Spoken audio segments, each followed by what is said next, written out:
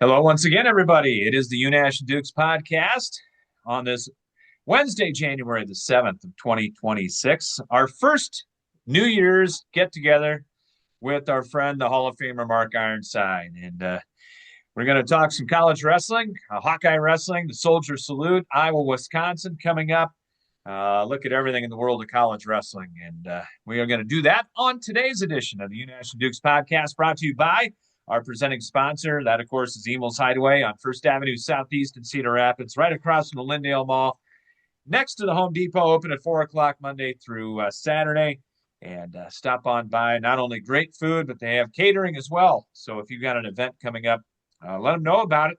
They can take care of all the details at Emil's Hideaway. And of course, when we talk with Mark Ironside, we have to salute American Family Insurance agent Kurt Gustafson at Johnson Avenue Northwest in Cedar Rapids, right across from the Johnson Avenue Hy-Vee, one of our great sponsors. And of course, he can offer you a variety of discounts, whether you're purchasing a car, buying property, managing an investment property, starting a small business, or leaving behind a legacy. He has got you covered. And again, that's Kurt Gustafson, Agency of American Family Insurance on Johnson Avenue Northwest in Cedar Rapids. Happy New Year to you, Mark Ironside. How we doing, boys? We're doing good. You're in Southern Iowa, right? I am in God's country, yes. I am down at my second home here and probably my favorite home where I love to be the most, and that's down in Southern Iowa at my mom's place. As soon as we get off this podcast, I'm gonna head out with her and we're gonna go climb up in the blind and see if she can't get another deer on the ground for this year. There you go. There you go. Should be uh, the sun is out now though, and it got warmer. So I eh, cannot believe how warm it is out. Like literally, it's insanely warm. I don't know what the temperature is down here, but it's got to be at least 50 degrees. good for Not golf. not it's Not not late season deer hunting weather, I can tell you that. Definitely not ideal for that. it is not. It is not. And well, Soldier Salute in the books last weekend. I think highly successful. We'll talk more about that coming up in a little bit. But Hawkeyes got one title. Jordan Williams got a title, and it wasn't a full Iowa squad certainly that was there at the Soldier Salute, but very good representation, and I think a pretty good weekend, wasn't it? Yeah, I mean it was a good field of teams from honestly around the country. There was a lot of good representation there from Navy and VMI, North Carolina. Tony Ramos and Rob Cole brought theirs squad in.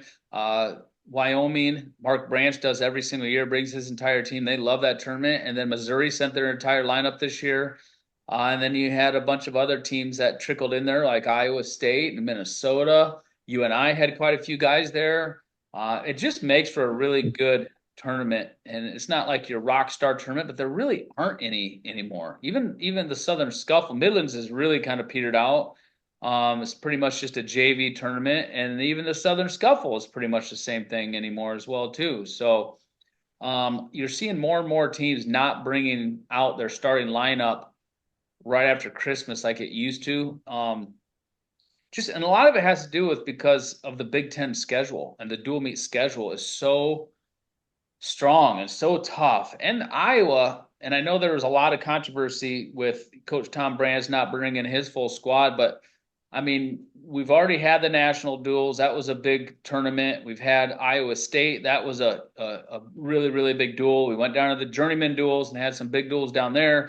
I mean, it's just they've wrestled a lot. And Tom, I think, was with Penn State coming up and the Big Ten season going. I think it was a situation where he didn't want to probably risk, getting injured going into the heart of the season here, nor did he want to, um,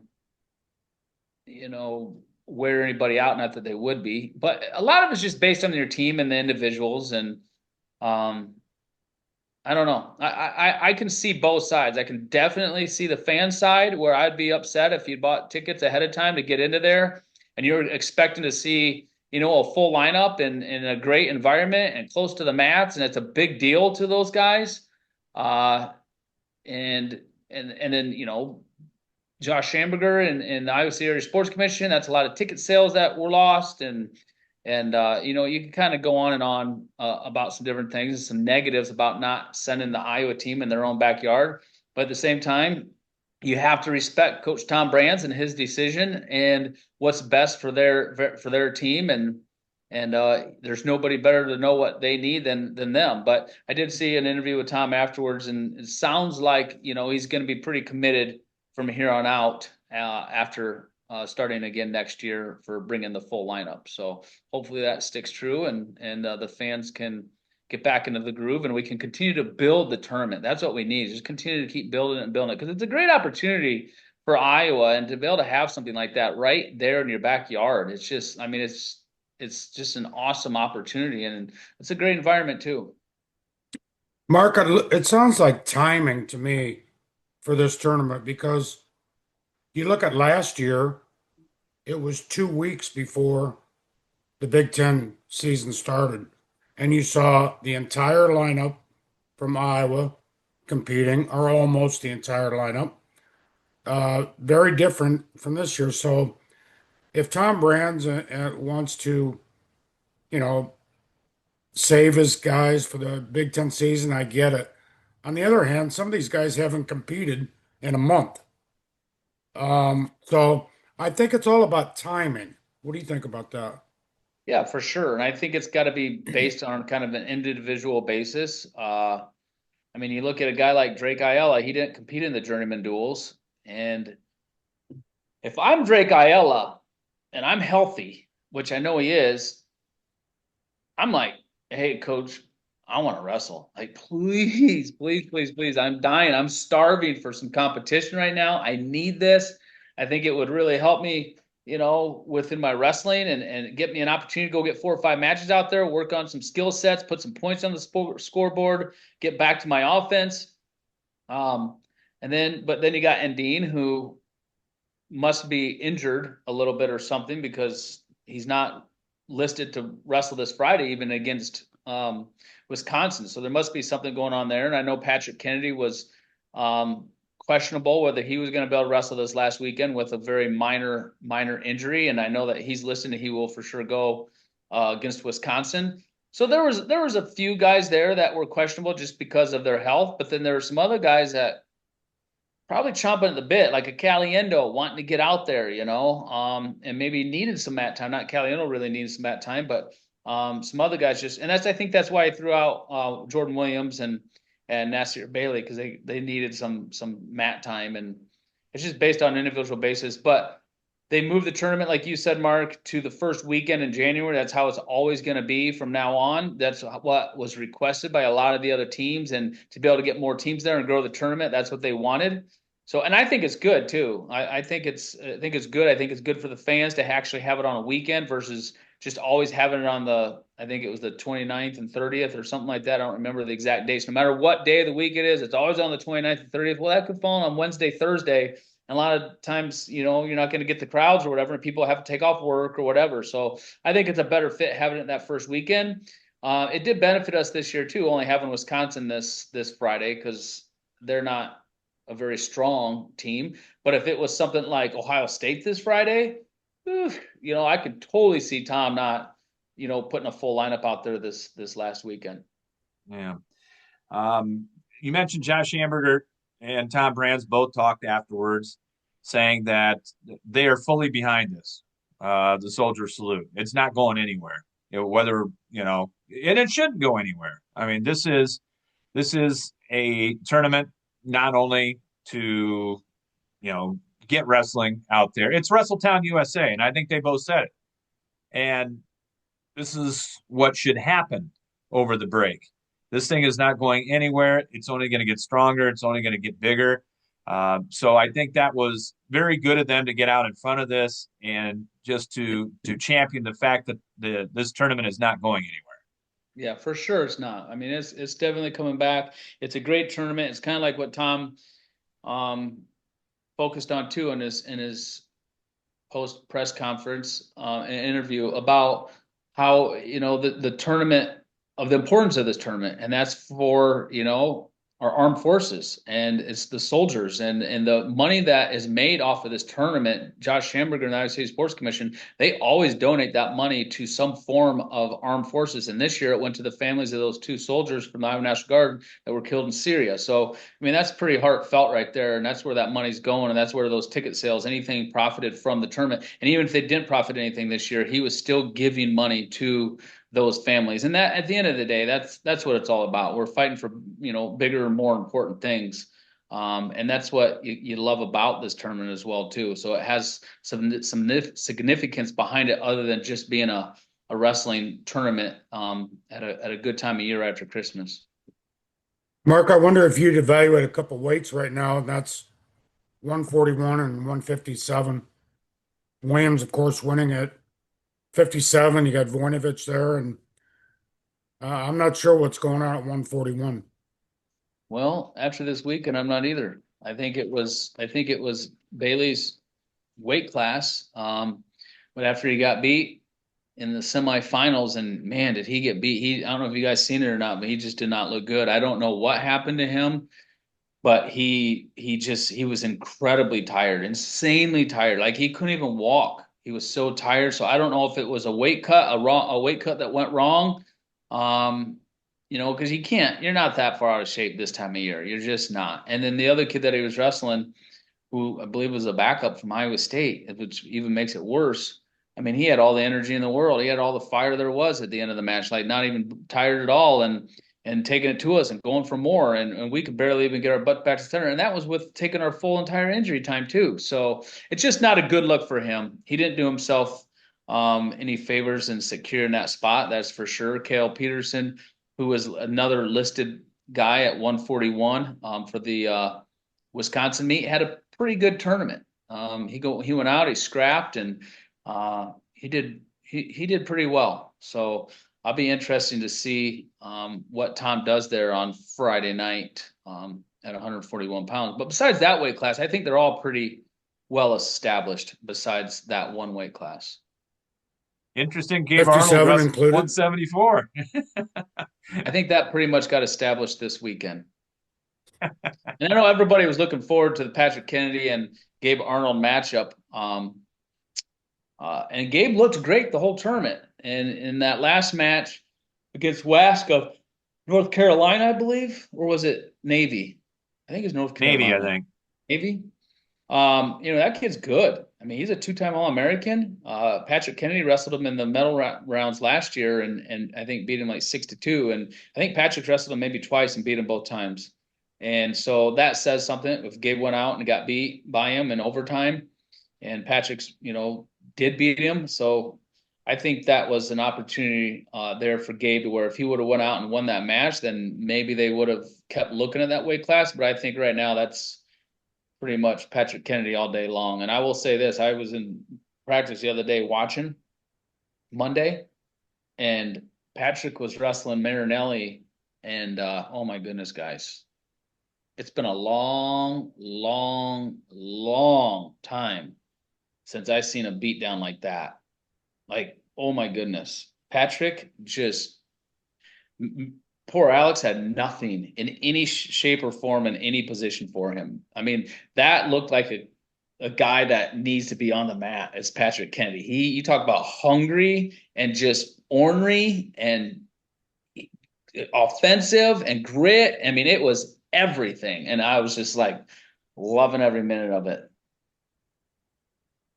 Well, coming up against Wisconsin, what's going to happen at 97, or what would you like to see happen without Mo and Dean and the probables?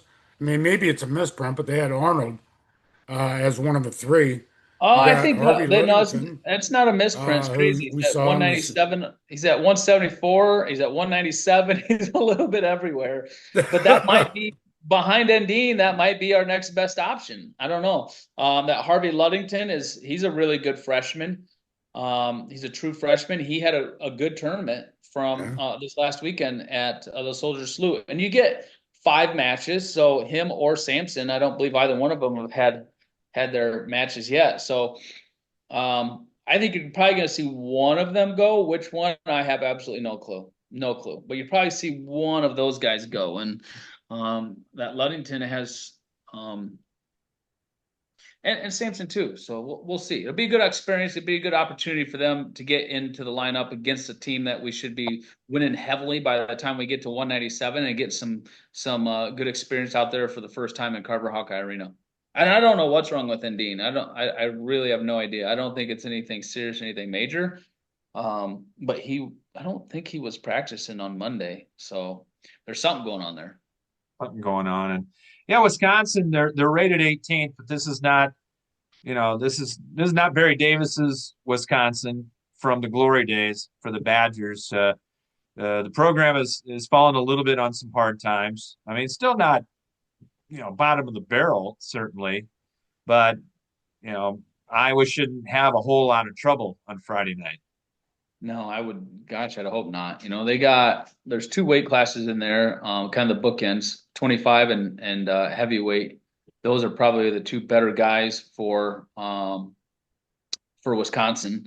That Nicole Rivera, freshman for Wisconsin, is pretty decent. I mean, he's ranked as high as 11th. Dean Peterson ranked as high as 4th, as low as 7th. But the thing is, Peterson, what I'd like to see is Peterson to put more points on the board. He seems to wrestle a lot of close matches.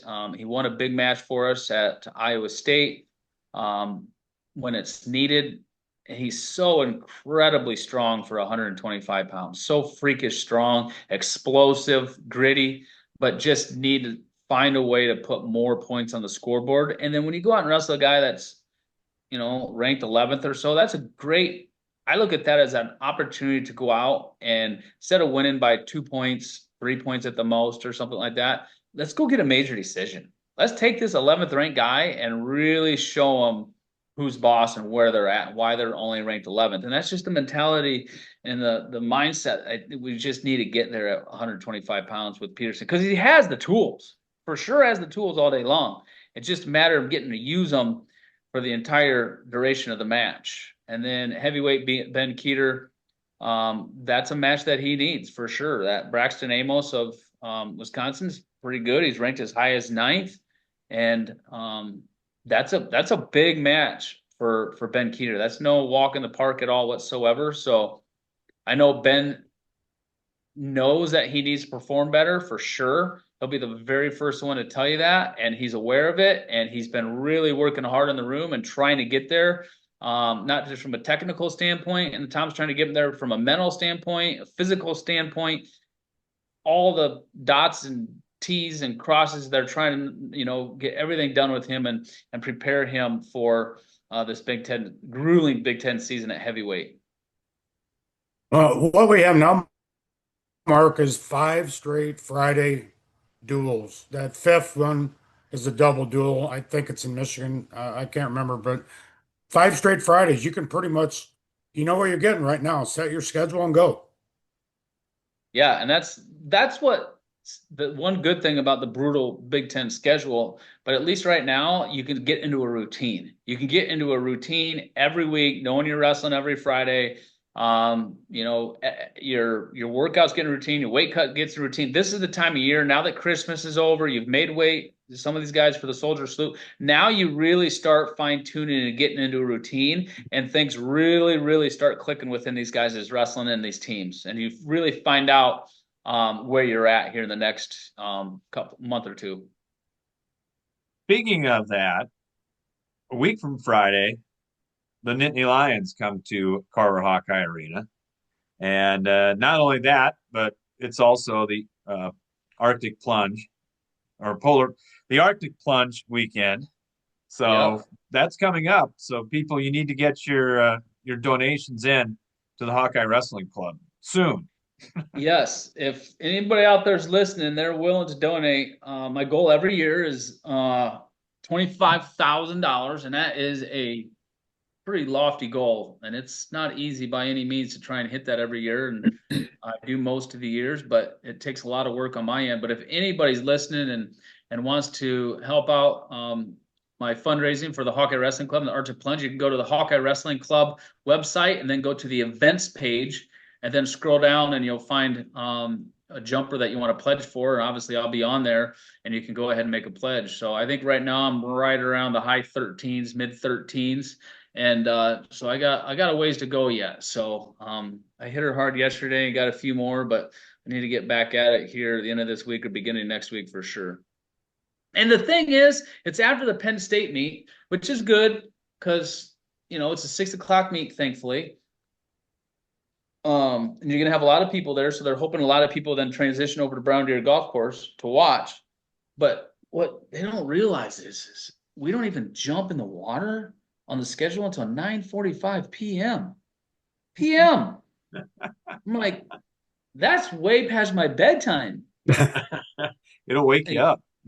That water will definitely.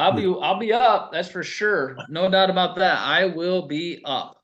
So, and I skipped out in it last year. I didn't actually jump in it last year, but I was sick. And I don't get sick like hardly ever. But that one day, it's like a 24-hour deal or whatever, and just didn't feel good. And I didn't want to go over and jump in that water too bad. So, I definitely need to this year to make it over there after that Penn State duel and be a crazy fool for jumping in that water, but oh well.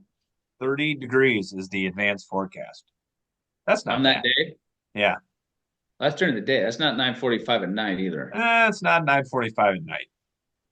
I would honestly rather have it colder outside because then your body gets cold too. So then the water's not as big of a shock.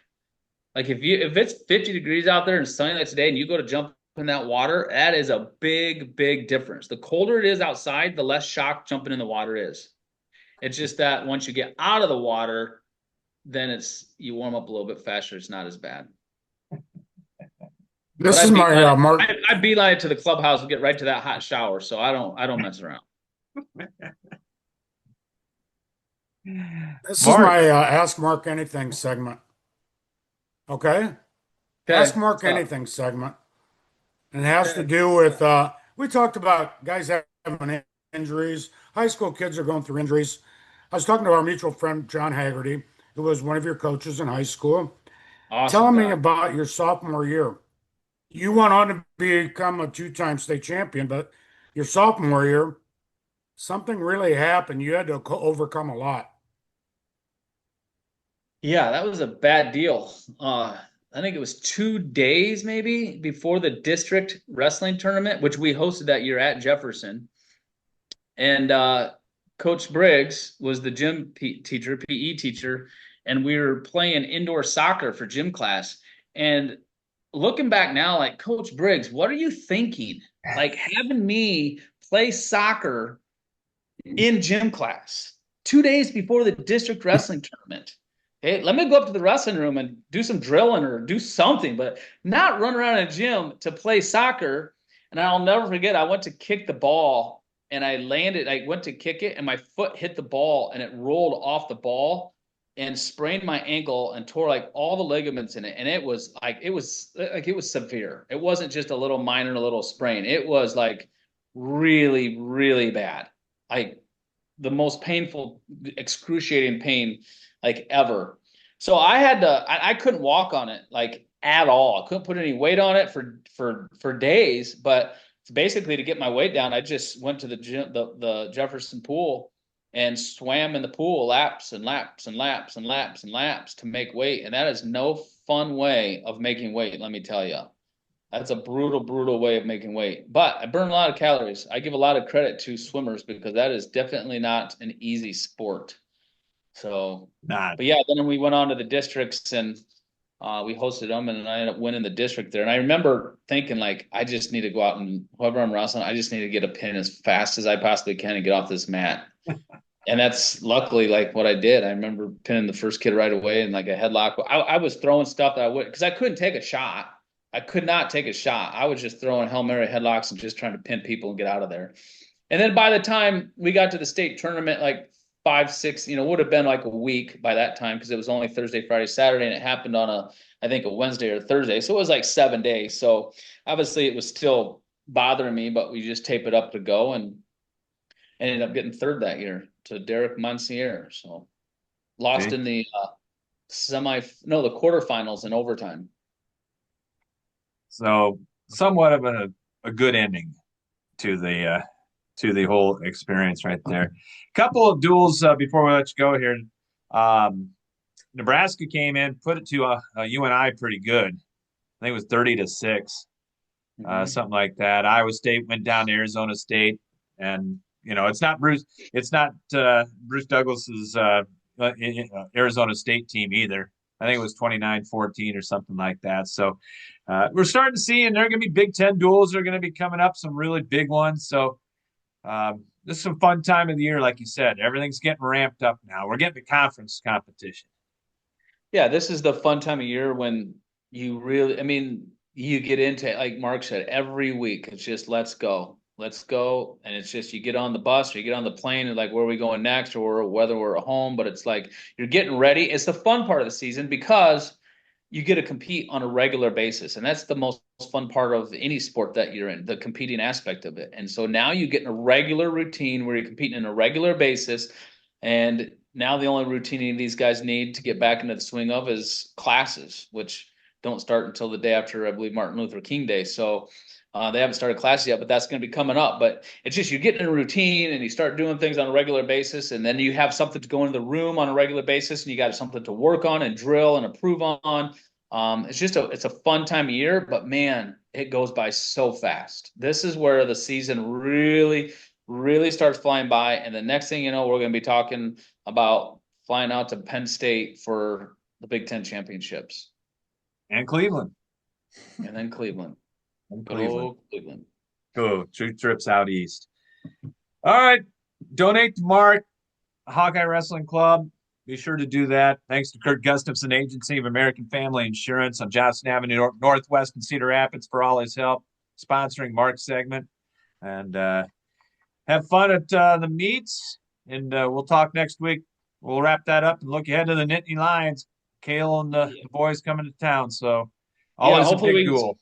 Score a lot of points this Friday night against Wisconsin, and give the fans something to cheer about and see the starters compete, and then just kind of springboard us into a big matchup with Cale Sanderson and staff against the Nittany Lions. So that's gonna be a tough task for sure, but anything can happen in Carver Hawkeye Arena, and I know the guys will be up for it and ready to go. So good luck to you and your mom. Thank you. Looking forward to it. All right. Always great to see you guys. All right. Hey, thanks, Mark. Mark. Thank you. And always great to talk with Mr. Ironside right there. And again, thanks to Kurt Gustafson Agency of American Family Insurance, our sponsor of the Mark Ironside segment.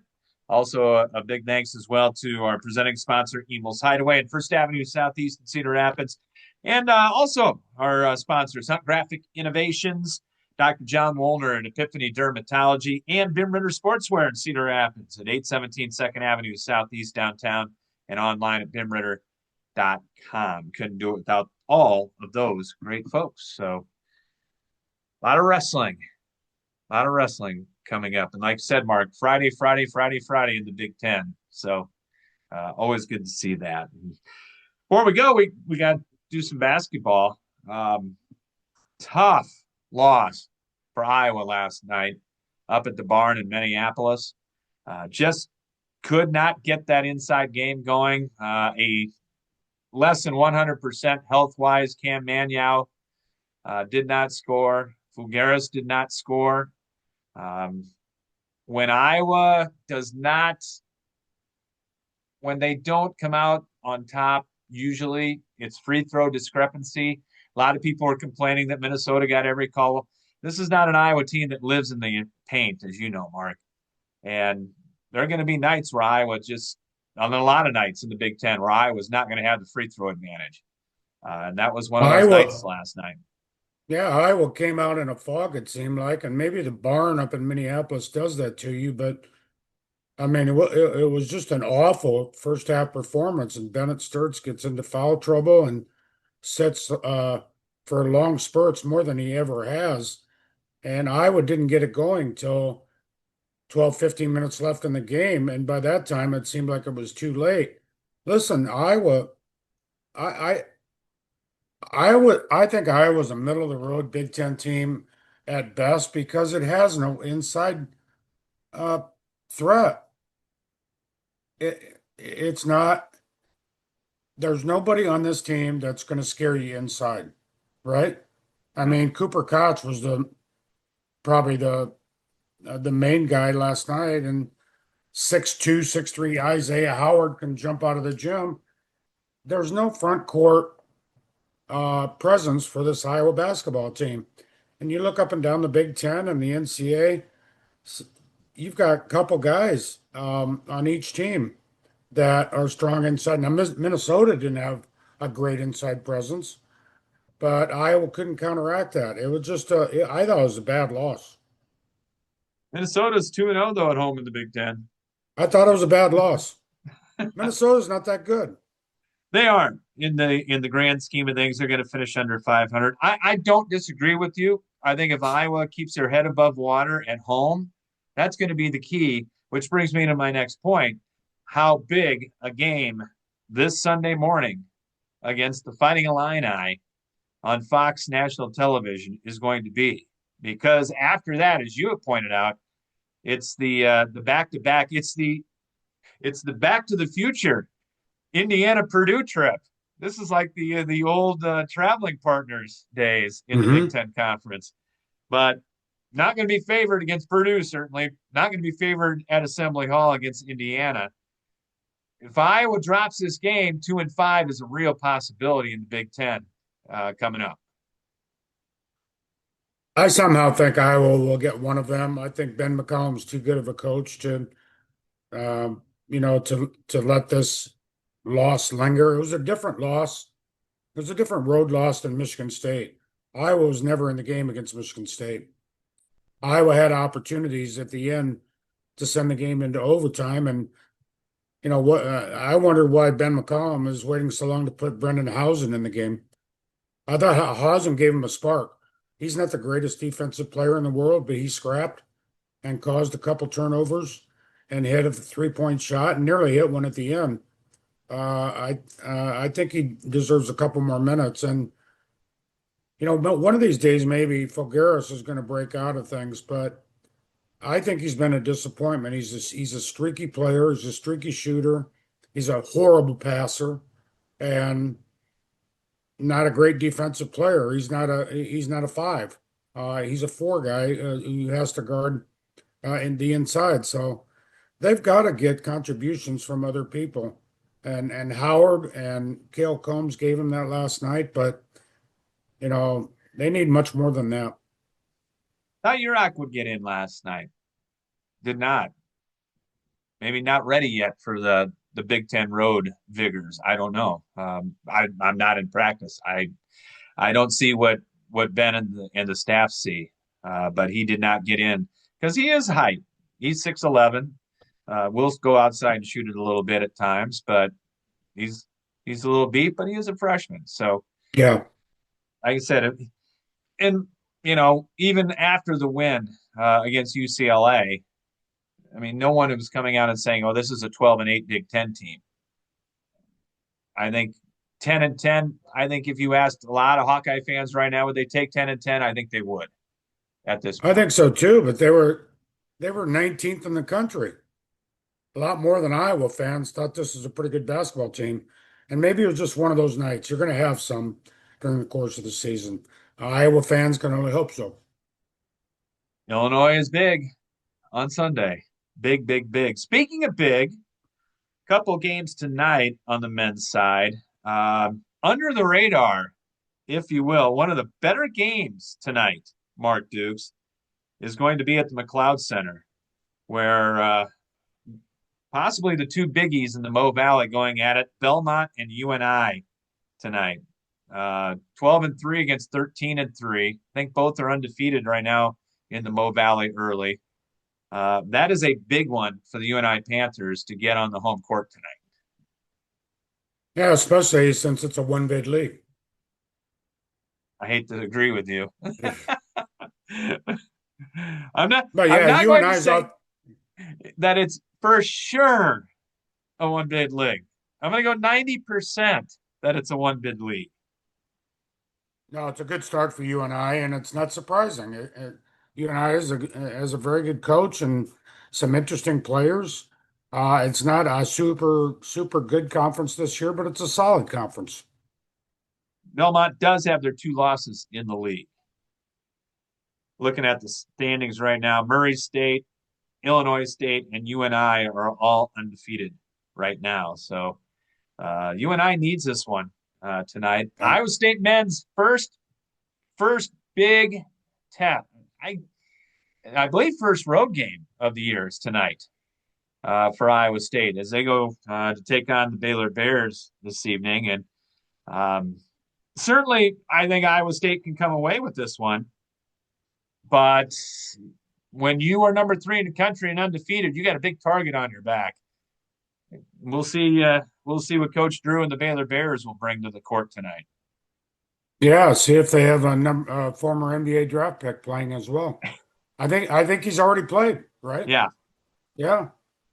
So that will be down in Waco tonight as Iowa State going for their 15th win to start the season. Iowa State women in action. They take on Cincinnati. The Cincinnati women are not very good.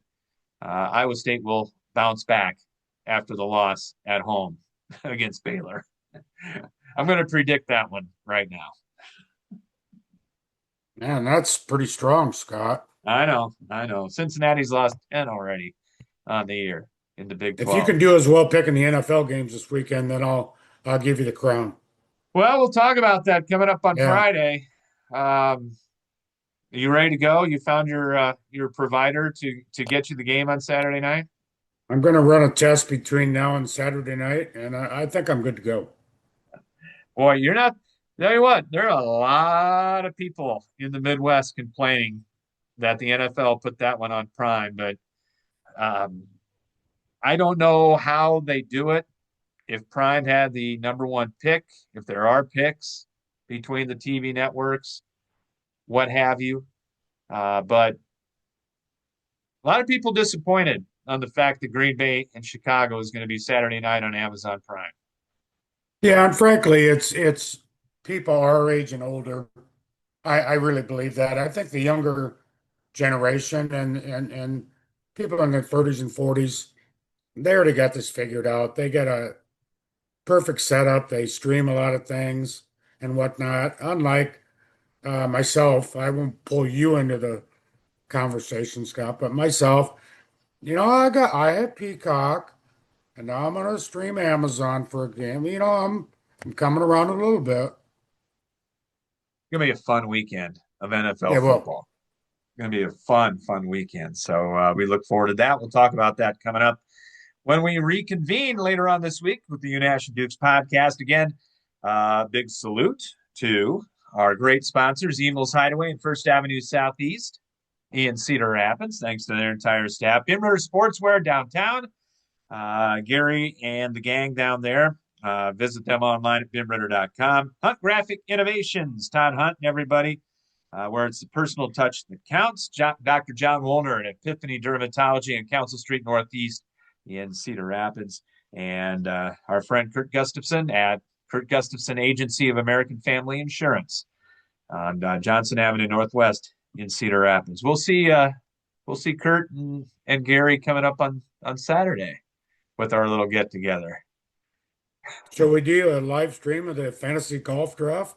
I guess we'll have to have them sign waivers, huh? I don't think that people would enjoy that. Of might, course they though. would. It gets colorful at times. If somebody takes somebody that they wanted, we'd have to have a 7-second delay for the internet broadcast. There's no delay on the internet. What the hell?